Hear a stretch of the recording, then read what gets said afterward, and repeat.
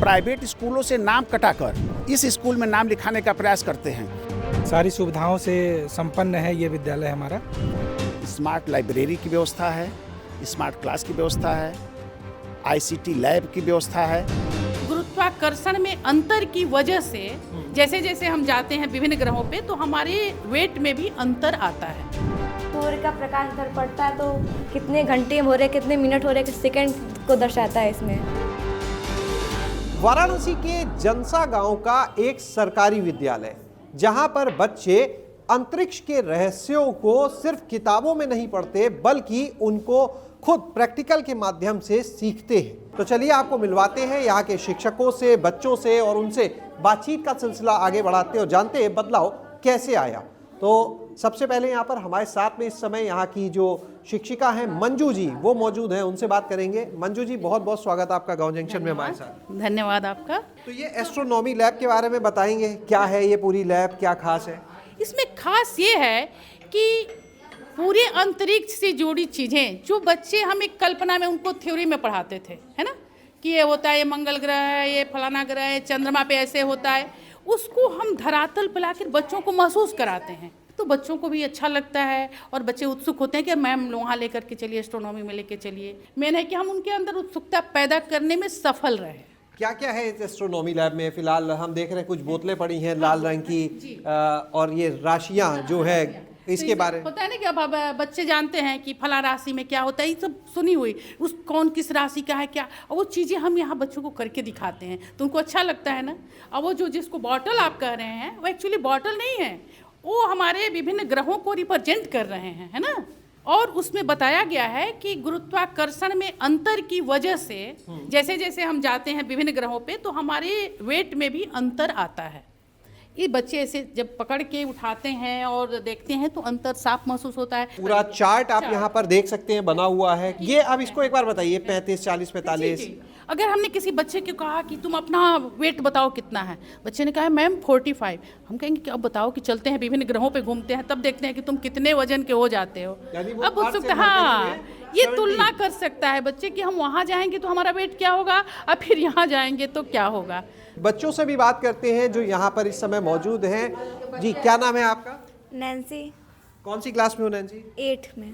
तो नैन्सी, ये बताओ कि यहाँ पे आप लोग जब आते हो इस एस्ट्रोनॉमी लैब में और चीज़ों को देखते हो, किताब से भी पढ़ते हो, कैसे यहाँ पर आपको अलग लगता है? जब हम किताबों में जब कोई चीज़ पढ़ते हैं तो मतलब थोड़ा सा अच्छा लगता है, समझ में आता है। जब यहाँ पे एस्ट्रोनॉमिक लैब में आते हैं, उस चीज़ को करके देखते हैं, प्रैक्टिकल करते हैं तो उसमें बहुत ज़्यादा समझ में आता है। एस्ट्रोनॉमी लैब में कोई भी चीज़ आप बताओ, क्या बताओगे आज? सम्राट जो थे हमारे राजा यहाँ के, वो उनके ज़माने का यंत्र है जिसको सम्राट यंत्र कहा जाता है। ये मतलब जो हमारा समय होता है, टाइम को दर्शाता है। जब सूर्य का प्रकाश इधर पड़ता है तो कितने घंटे हो रहे, कितने मिनट हो रहे, सेकंड को दर्शाता है इसमें। अभी हम देख रहे थे एक बच्चा जो है कुछ दूसरे बच्चों को बता रहे थे, क्या नाम है?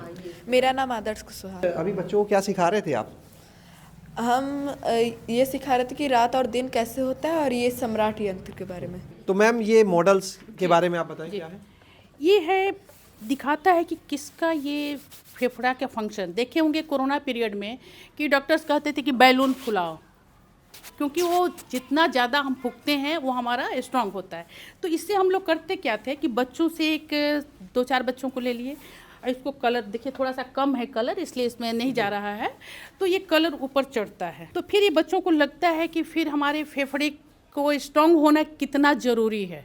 ये हमारी आँख का मॉडल है ना, कि कैसे कोई प्रतिबिंब हम दूर देखते हैं तो इसका प्रतिबिंब एक्चुअली उल्टा बनता है। ये सब लैब आने के बाद बदलाव क्या देख रहे हैं? बदलाव ये है कि बच्चों की उत्सुकता बढ़ी है।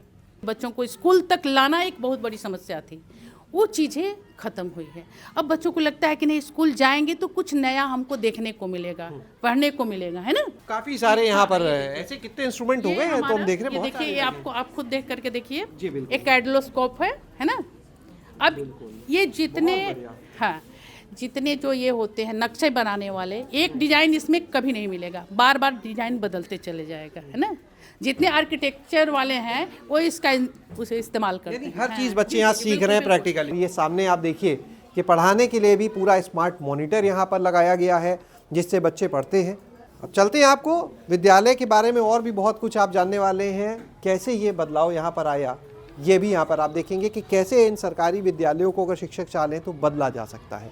तो अभी हमारे साथ में इस विद्यालय के जो प्रधानाध्यापक हैं डॉक्टर संतोष पांडे जी, वो मौजूद हैं। संतोष जी, बहुत बहुत स्वागत गांव जंक्शन में आपका। धन्यवाद सर, धन्यवाद सर। ये बताइए, हम देख रहे थे आपकी एस्ट्रोनॉमी लैब, आपकी ये साइंस लैब बड़ी खास है और बच्चों में हम देख रहे हैं कितना इंटरेस्ट था वहाँ पे। जी सर, ये एस्ट्रोनॉमी लैब और साइंस लैब के आने से हमारे यहाँ बच्चे इतने उत्सुक रहते हैं कि हम लोग उनको डेली करा नहीं पाते हैं। तो एक शेड्यूल हम लोग बनाए हैं 6, 7, 8 के लिए और हमारे अपने 4th और 5th के बच्चों के लिए, कि उनको भी ले जाएं और एस्ट्रोनॉमी की दुनिया में ले जाएं, कि करके दिखाएं कि जो हम लोग देखते हैं कि ये ग्रह है, नक्षत्र है, तारे हैं, ये कैसे काम करते हैं। ये कैसे यहाँ पर आई सुविधाएं, ये सब लैब कैसे बने? पहले हम लोग अपना बेसिक इंफ्रास्ट्रक्चर अपने प्रयास से सही करवाए। यानी शिक्षक अपना प्रयास अगर एक बार शुरू कर दें, थोड़ा प्रयास करें, तो फिर अपने आप और लोग कह सकते हैं कि आगे आते हैं। बिल्कुल सर, बिल्कुल। यदि हम अपना प्रयास अपने आप में पहले हम अपने को सुदृढ़ करें। ड्रास्टिक बदलाव आया है सर। प्राइवेट स्कूलों से नाम कटाकर इस स्कूल में नाम लिखाने का प्रयास करते हैं और यहाँ से एक बोर्ड भी लग जाता है कि नो एडमिशन का बोर्ड एक निश्चित समय के बाद, क्योंकि कक्षा कक्ष में जो एक सीमित संख्या रहती है, उसके बाद हम कहाँ उनको बैठा पाएंगे। कितने बच्चे हैं अभी विद्यालय में? विद्यालय में 442 बच्चे इस समय हैं और करीब उपस्थिति 85% से 90% के बीच में प्रतिदिन रहती है। आपको ले चलते हैं, मिलवाते हैं जो खंड शिक्षा अधिकारी इस समय शशिकांत श्रीवास्तव जी हमारे साथ हैं, उनसे भी। शशिकांत जी, बड़ा बढ़िया विद्यालय, सरकारी में बड़े कम देखने को मिलते हैं ऐसे। जी।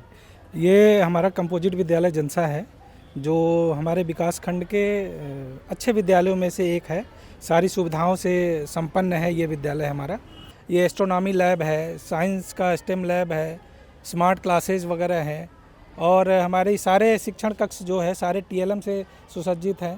तो संतोष जी, ये बताइए कि इन 2 लैब के अलावा और विद्यालय में क्या खास है, वो भी बता दें।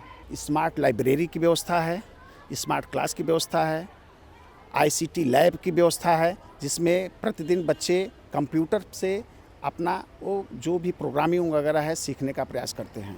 तो आपने देखा कि किस तरह से इस विद्यालय की तस्वीर बदली, किस तरह से यहाँ के शिक्षकों ने एक प्रयास शुरू किया और उसकी बदौलत और लोग भी जुड़ते चले गए और सबने मिलकर जन सहयोग से इस स्कूल का कायाकल्प ही करके रख दिया है। यहाँ पर बच्चे जिस तरह से पढ़ाई कर रहे हैं, बहुत से निजी स्कूलों में भी ये सुविधाएं नहीं मिलती हैं और यही वजह है कि जो यहाँ के बच्चे हैं, अब उनमें कोई वैज्ञानिक बनना चाहता है, कोई एस्ट्रोनॉट बनना चाहता है और उनका जो आत्मविश्वास है वो भी आज आपने देख लिया इस वीडियो में। शैलेश अरोरा, गाँव जंक्शन।